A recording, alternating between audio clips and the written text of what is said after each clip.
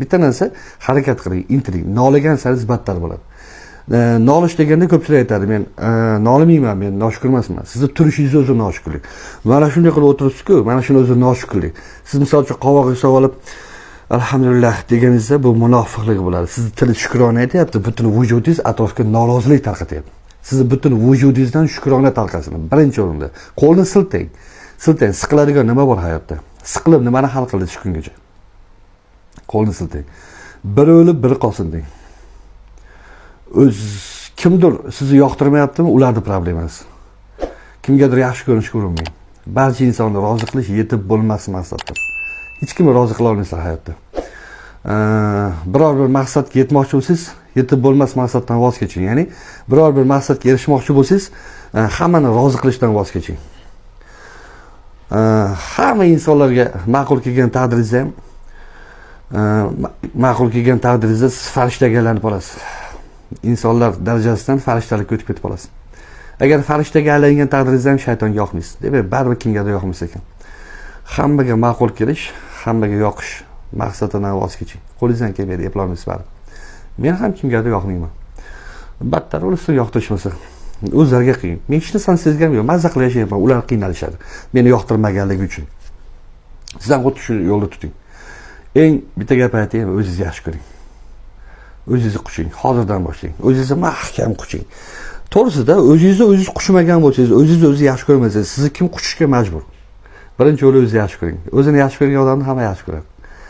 Siz o'zingizni mazza qilib quchoqlasangiz, sizni ham kimdir mazza qilib quchoqlashni xohlaydi. Odam o'zini yoqtirmayaptimi? Mana shuni atrofga chastata tarqatadi. O'zini yoqtirmayaptimi? Yoqmaydigan gaplar va yoqmaydigan xatti-harakatlar o'z-o'zidan chiqishni boshlaydi. Albatta yoqmaysiz. Yoningizda kimdir bo'lsa, sinagani ayting. Meni o'zimga bildirmasdan bir 2-3 ta rasmga ol. Bilmay qolay. Shunaqa olginki, bilmay qolay. Yurayotganimda ol, ovqat yeyotganimda ol. Shunchaki o'tirganimda ol. Qo'rqib ketasiz, bildirmasdan olsin-da. 200 demasizlar hammalar. Rasmga tushayotgan paytda o'zingizlar to'g'rilasizlar, qaddinglar ko'tarasizlar, kirib turasizlar. Olyapsizmi? 2-3 ta olib bir yo'la olgandan keyin yugurib bor, qani ko'raychi. Agar tasodifan sizni kimdir rasmga olib qo'ysa, birinchi qiladigan ishingiz rasmingizni ko'rib, o'chirib tashlang. Nega? Bilasizmi? O'ziga ham yoqmaysiz aslida. Atrofingizdagilarga qanaqa qiyinligini bitta o'ylab ko'ring-da. O'ziga ham yoqmaydigan odamga kulib gapirishga majbur ular. Mana hayot tarzini tanlab olgansiz. Birinchi bo'lib atrofga siz tabassum ulashing. O'zingizga yoqadigan qiyofani yarating. Mana shunda atrof muhit o'zgarishni boshlaydi. Ishoning, kurashni boshlang. Baqiring, ichingizda dard to'layotgan. Shunda ham kimgadir nerv siqilib baqiryapsiz. Undan ko'ra hayqiring, ichingizdagi chiqib ketsin. G'ubor chiqib ketsin. O'lib ketsin, qo'ni-qo'shni jinni popdi o'ylasa o'ylasin. Aqlli, esiy qiyofada bir dunyo kasal bilan yurgandan ko'ra sal tentakroq qiyofada sog'lom yurganingiz menimcha yaxshiroq. Xonadoningizga quvonch kirib borsin, fayz barokat kirib borsin. Kayfiyatni ko'taring.